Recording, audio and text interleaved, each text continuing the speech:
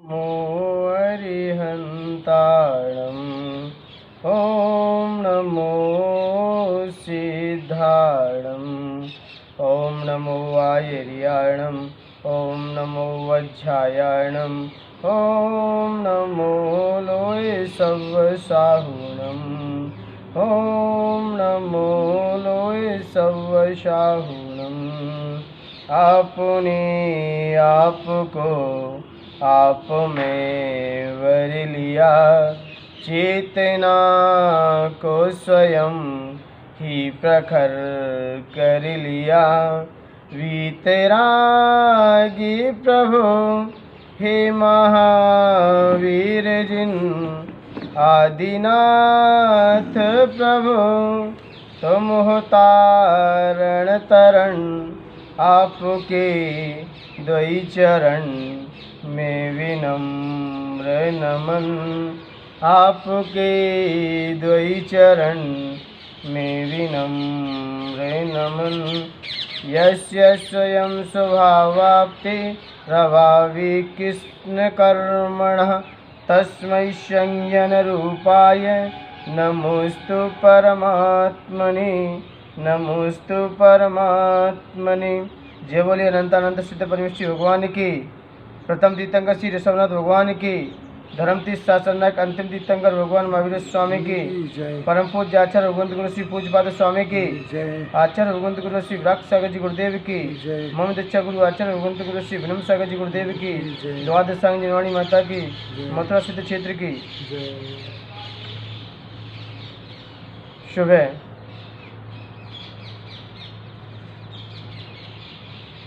की चर्चा 18वें छंद के माध्यम से हुई। उसमें आचार्य भगवंत ने अशुचि भावना के लिए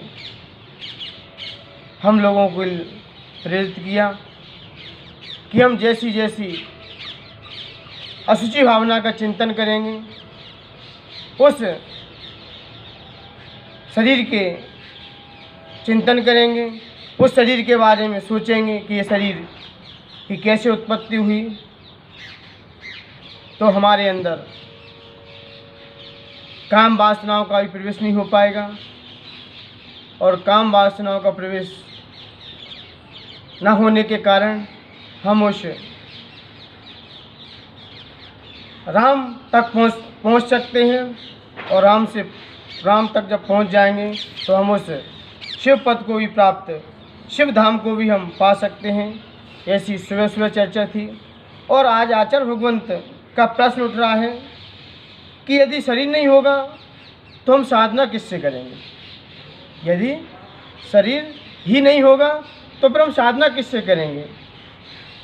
तो आचार्य भगवंत अपनी बात रखेंगे, क्योंकि ये भोग, आपने कहा कि ये शरीर के लिए भोग की कामना करना व्यर्थ है। क्योंकि सुबह सुबह भी आया था कि शरीर भोजन करता नहीं है और आत्मा ही भोजन नहीं करती है। क्योंकि यदि आत्मा भोजन करती तो शुद्ध भी भोजन नहीं करते, और शरीर भोजन करता है तो जब आत्मा निकल जाती है तो फिर उसको खिलाओ तो वो नहीं खाता, फिर खाता कौन है। तब आता है अंदर से, तब अंदर से एक चेतना जागृत होती है, उसका समाधान निकलता है। जब आत्मा कर्म से सहित हो तब ये भोजन करती है। क्योंकि जब कर्म का उदय होता है, जब अशात वेदनी कर्म का उदय आता है, तभी व्यक्ति के अंदर भूख लगती है। तो माध्यम शरीर होता है, इसका रसास्वाद आत्मा द्वारा अनुभव किया जाता है और भोगा शरीर के माध्यम से जाता है। तो आचार्य भगवंत का कहना है कि शरीर नहीं होगा तो फिर साधना किस बात की। क्योंकि हमारा शरीर ही साधना में सहायक बनता है। शरीर के माध्यम से ये आत्मा परमात्मा का रूप ले लेती है। तो आपने शरीर को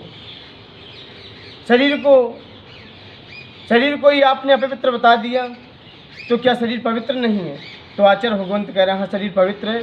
जब हम इस शरीर में रत्नात्रय धारण कर लें, क्योंकि रत्नगण साहब का आचार्य में भी कहा गया है कि रत्नात्रय से ही ये शरीर की पवित्रता आती है। वैसे तो ये शरीर अपवित्र है, स्वभाव तो शुचौ का है, ये स्वभाव से अशुभ है, लेकिन रत्नात्रय पवित्रते, ये शरीर भी रत्नात्रय से कैसा हो जाता है, पवित्र हो जाता है। तो आज आचार्य भगवंत अपनी चर्चा रखते हुए अपनी बात रखेंगे और बात करने का सब लोगों को संबोधन देंगे। आइए पहले गाथा पढ़ते हैं।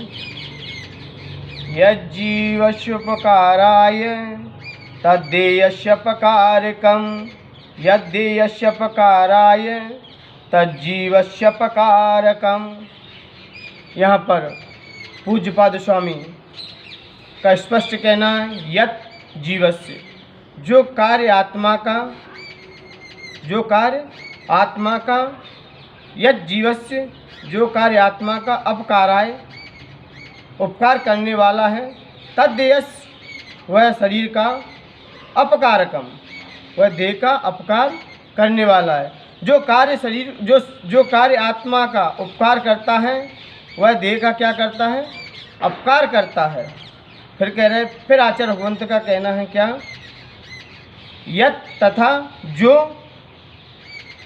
तद्देहस्य अपकारकम, तत् जो देहस्य अपकारकम, शरीर का उपकार करने वाला है, तत् वह जीवस्य अपकारकम, वह जीव का क्या करता है, वह आत्मा का क्या करता है, अपकार करता है। जो शरीर देह का, जो कार्य आत्मा का उपकार करता है, वो देह का क्या करता है, अपकार करता है। और जो देह का उपकार करता है, वो आत्मा का अपकार करता है।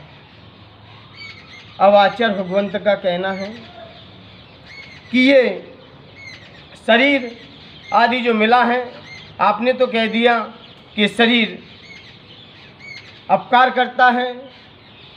शरीर, यदि हम आत्मा का उपकार करते, आत्मा की तरफ यदि हम आत्मा की तरफ बढ़ते हैं, उसकी ओर चिंतन करते हैं, तो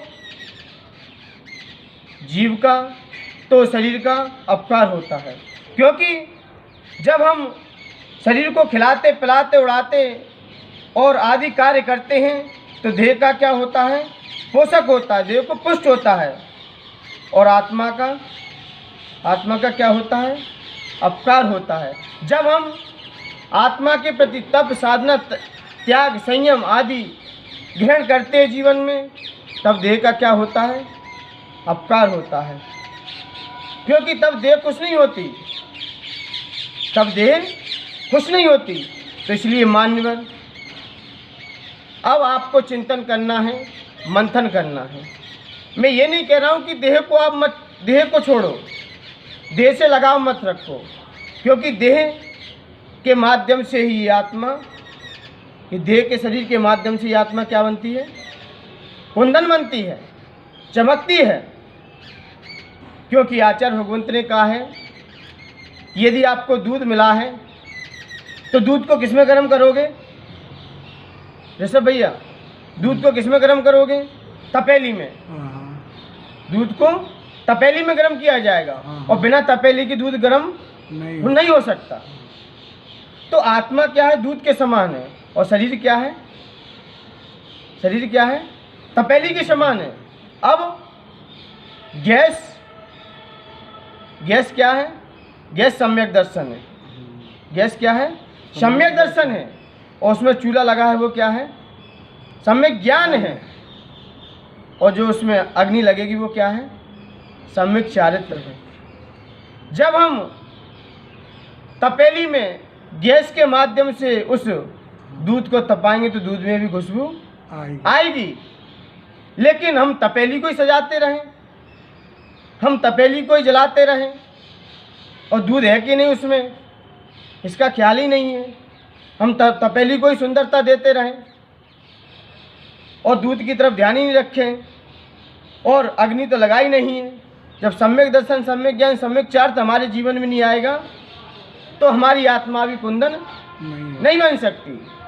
तो इसलिए मान्यवर, शरीर भी एक माध्यम है, लेकिन हम शरीर के प्रति आसक्त रहें, विषय भोग में ही फंसे रहें, और उस आत्मा का ध्यान न रखें, तो आत्मा का क्या हो जाएगा, सूख जाएगी। आत्मा भी सूखने लगेगी। गांधी जी के गुरु श्रीमद् रायचंद जी जब अपनी सभा में बैठे हुए थे, तब किसी शिष्य ने उनसे एक जिज्ञासा रखी। उन्होंने कहा कि हे गुरुवर, आपने अपने शरीर की हालत क्या बना रखी है?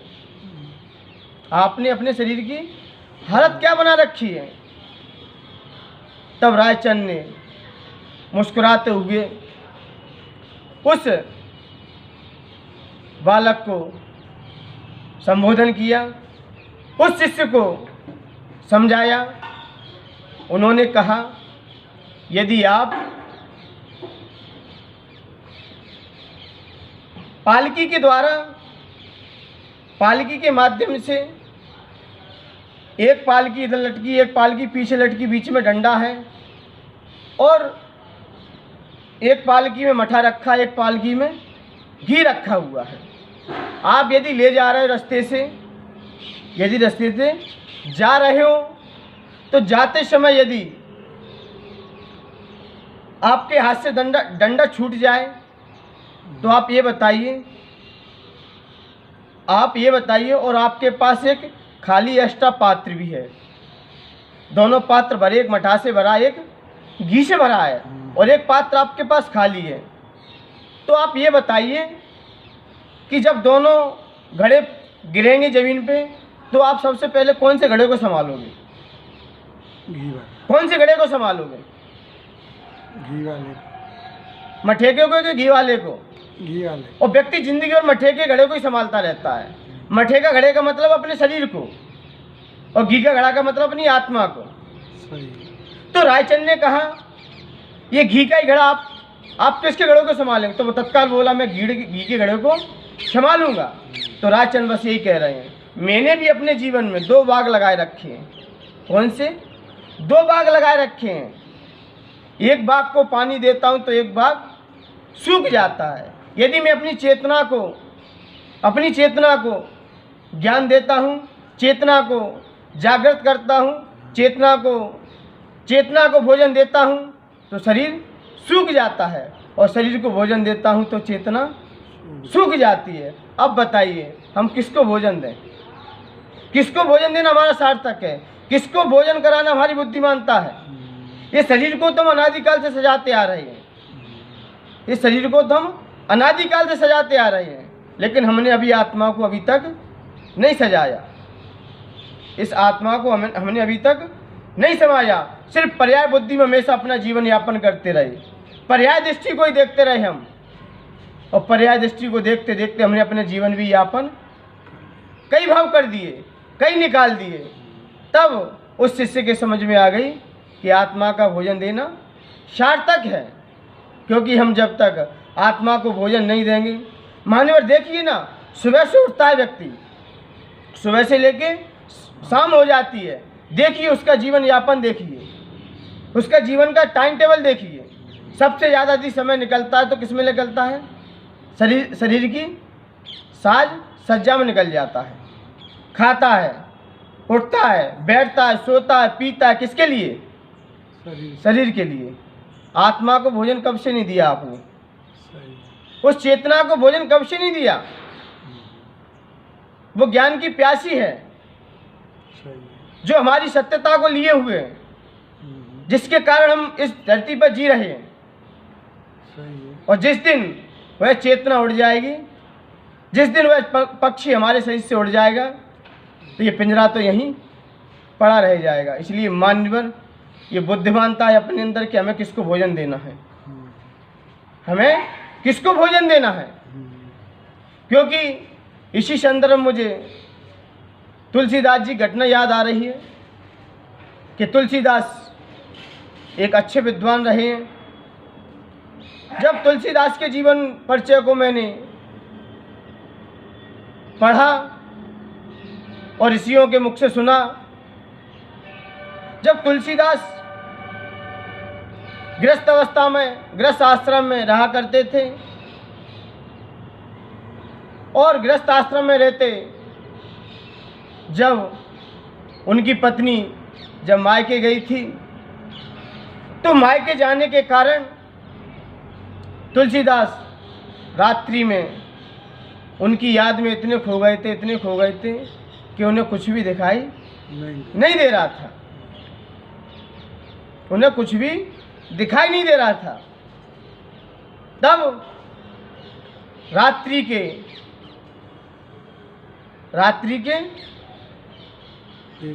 अर्धरात्रि के 12-1 बजे के समय उन्होंने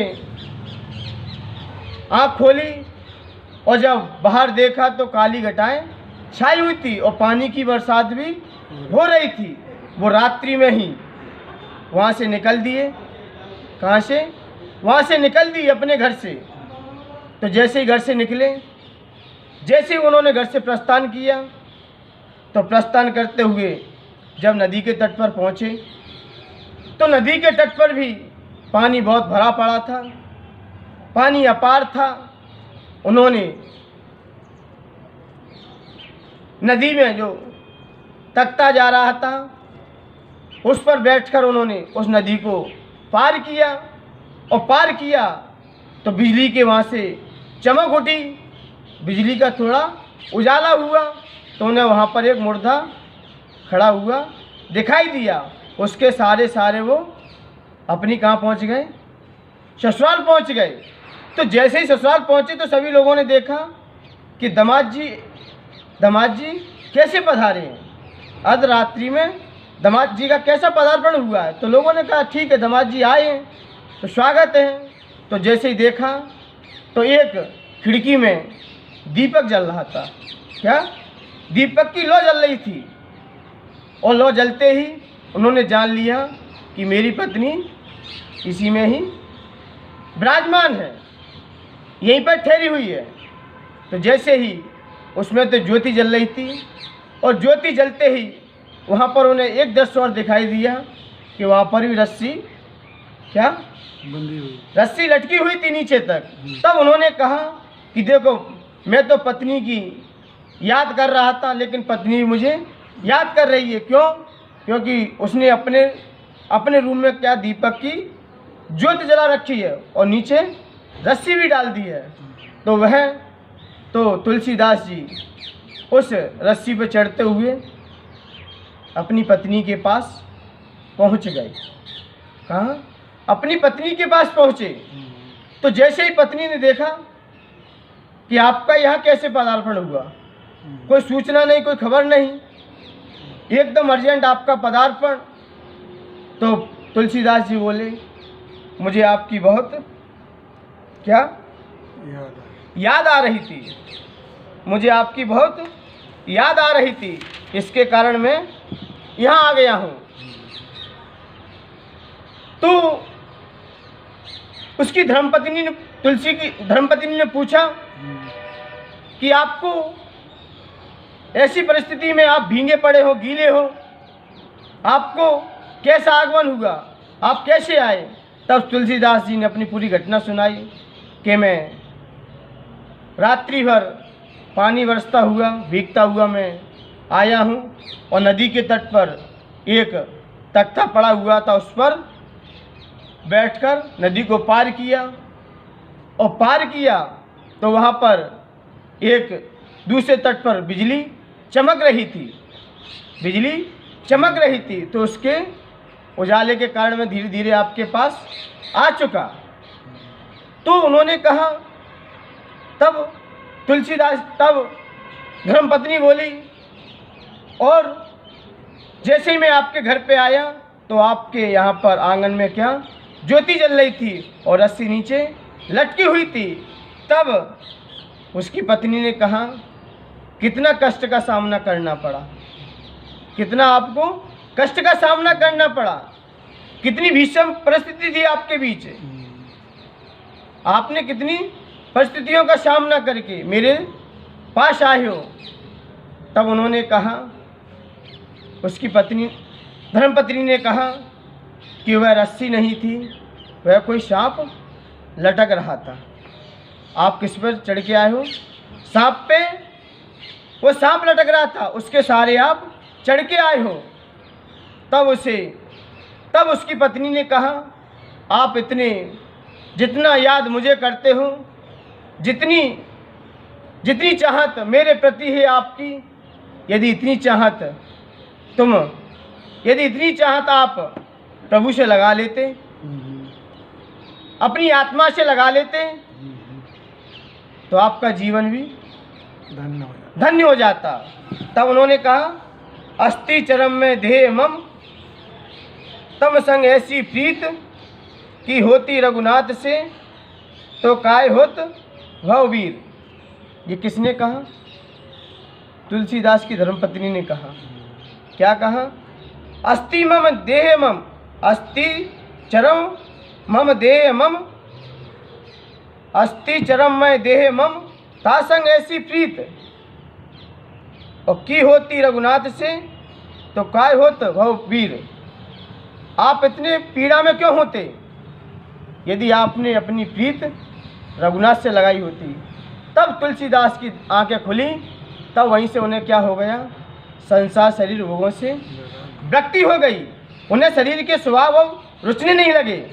अब उनके शरीर के स्वभाव उन्हें खाने के लिए दौड़ने लगे, विषय संपदा उन्हें खाने के लिए दौड़ने लगी। वहीं से उन तुलसीदास ने बहुत सारे दोहे लिखे। तुलसीदास ने रामायण लिख दी, फिर बहुत सारी दुआ लिख दी है कि शुद्ध धारा लक्ष्मी पापी के भी होए, और संत समागम हरि भजन तुलसी दुर्लभ दोए। ऐसे कई दोहे लिखे कि शुद्ध धारा लक्ष्मी ये पापी के भी होते हैं, लेकिन संतों की संगति और भगवंतों की संगति, महापुरुषों की संगति, ये दुर्लभ है संसार में। यदि आपने इनकी संगति कर ली, तो आप अपनी आत्मा के नज़दीक पहुंच सकते हो। आप अपनी आत्मा को भी चख सकते हो, आप अपनी आत्मा को भी भोजन दे सकते हो। इन विषय भोगियों के साथ रहते रहते, इन शुद्ध धारा लक्ष्मी इनके पास रहते रहते, ये तो पापी के भी हो जाती हैं। लेकिन संतों की संगति और अरिहंतों की संगति जब तक हम नहीं करेंगे, तब तक हमारी चेतना भी नहीं जग सकती, और तब तक हम अपनी चेतना को भी भोजन नहीं दे सकते। इसलिए मान्यवर अपनी चेतना को जागृत कीजिए, अपनी चेतना को अग्रसर कीजिए, क्योंकि दुनिया में यही सत्य है। बाकी जो हमें दिखाई दे रहा है सब दुनिया में क्या है, ये सब असत्य है। क्योंकि मैं ये नहीं कह रहा हूँ, क्योंकि सज्जन लोग भी संत पुरुष भी भोजन करते हैं, लेकिन भोजन करते हैं शरीर को उतनी मात्रा में देते हैं जितनी मात्रा में उनकी साधना और उनकी दैनिक क्रियाएं हो सकें। वो कोई शरीर पुष्ट करने के लिए नहीं खाते, न पहलवानी करने के लिए, न अच्छा दिखने के लिए। वो भी भोजन करते हैं तो अपनी किसके लिए? साधना के लिए करते हैं। अपनी दैनिक चर्या का पालन अच्छे से हो सके, अपना जीवन अच्छे से चल सके। वो खाने के लिए नहीं जीते, वो जीने के लिए खाते हैं। जो जीने के लिए खाते हैं, तो ये समझिए अपनी चेतना को भी आहार करा रहे हैं। और जो खाने के लिए जीते हैं, दो प्रकार के लोग होते हैं ना दुनिया में। एक जीने के लिए खाते, खाने के लिए जीते हैं। जो भोगी होते हैं, जिन्हें शरीर की साज सज्जा करना है, वो जीने के लिए खाते हैं, वो खाने के लिए जीते हैं। और सज्जन पुरुष होते हैं, जो संत पुरुष होते हैं, जो महापुरुष होते हैं, वो क्या? जीवन को जीने के लिए खाते हैं। इसलिए मान्यवर, आप भी अपने अंदर ये पैदा कीजिए, अपने अंदर आत्मशक्ति को जगाइए, उस चेतना को जागृत कीजिए जो चेतना हमारी अनादिकाल से इस संसार समुद्र में भ्रमण कर रही है, और ना जाने ये कब तक करती रहेगी। ये मनुष्य पर्याय आपको मिली है, और मनुष्य पर्याय आपने पाकर यदि विषय भोग में रमा दी, उस शरीर की साज सज्जा में लगे रहे, शरीर की ही देखभाल में लगे रहे, और उस आत्मा की तरफ आपने अपने लक्ष्य नहीं रखा, उस आत्मा के गुणों के पाने के लिए अपने भाव नहीं रखा, और यदि उस भाव को न रखते ही उस चेतना के प्रति भाव नहीं रखा, तो हमारा जीवन ऐसा ही निकल जाएगा। ये जीवन त्रियंच और पशु के समान हमारा व्यतीत होता चला जाएगा। इसलिए मान्यवर सज्जन लोग जब भोजन करते, देखिए उनकी आहारचर्या, जब वो आहार करते हैं तो ऐसा लगता है कि भोजन करते हुए भी नहीं कर रहे हैं, भोजन करते हुए भी नहीं कर रहे हैं। देखिए उनकी आहारचर्या, जब आहार लेते हैं तो वो छोड़ने का भाव रखते हैं, सोच के करते हैं, कोई जीव मिले मैं तत्काल भोजन छोड़ दूं। और लेकिन भोगी लोग, संसारी लोग, देखिए उनकी स्थिति, कहीं भोजन मिल तो जाए ऐसे टूटते हैं जैसे कई दिन के भूखे हों। और संत लोग जाते हैं बड़ी सभ्यता से उस भोजन को भी भोगते हैं, लेकिन उसमें रुचि भी नहीं रखते, उसे अरुचिपूर्वक भोगते हैं। इसलिए भोग को आप अरुचिपूर्वक भोगोगे तो आप अपनी चेतना को भी जागृत कर सकोगे। और यदि भोग को यदि रुचिपूर्वक भोगोगे तो आपकी चेतना भी सुस्त हो जाएगी और संसार में आपके जन्म मरण बढ़ते रहेंगे। इसलिए मान्यवर इस कार्य में आचार्य भगवंत का इतना ही कहने का अभिप्राय है कि जो कार्य आत्मा का उपकार करने वाला है वह शरीर का क्या अपकारक है। यदि हम आत्मा को भोजन देते हैं तो शरीर सूख जाता है, और शरीर को भोजन देते तो हमारी आत्मा सूख जाती है। तो इसलिए मान्यवर आपको किसको भोजन कराना है, किसको नहीं कराना, ये आपके ऊपर स्वयं जिम्मेदारी है। ज्ञानी पुरुष समझते हैं कि हमें किसको भोजन कराना है, किसको नहीं। इसलिए मान्यवर निर्णय आपके स्वयं के अंदर है, हम किसको भोजन कराएं। हमें जो पसंद है हम वही करते हैं, व्यक्ति को जो पसंद है वही करता है। इसलिए मान्यवर आप अपनी पसंद को चेंज करें, उस आत्मा की ओर अपना मुख मोड़ें, उस चेतना की ओर जागृत हो, ताकि हम इस संसार समुद्र से तिरकर अपने लक्ष्य को भी प्राप्त कर सकें। इन्हीं पवित्र पुनीत भावनाओं के साथ जय बोलिए आचार्य भगवंत गुरुवत श्री विराट सागर जी गुरुदेव की। जय। आचार्य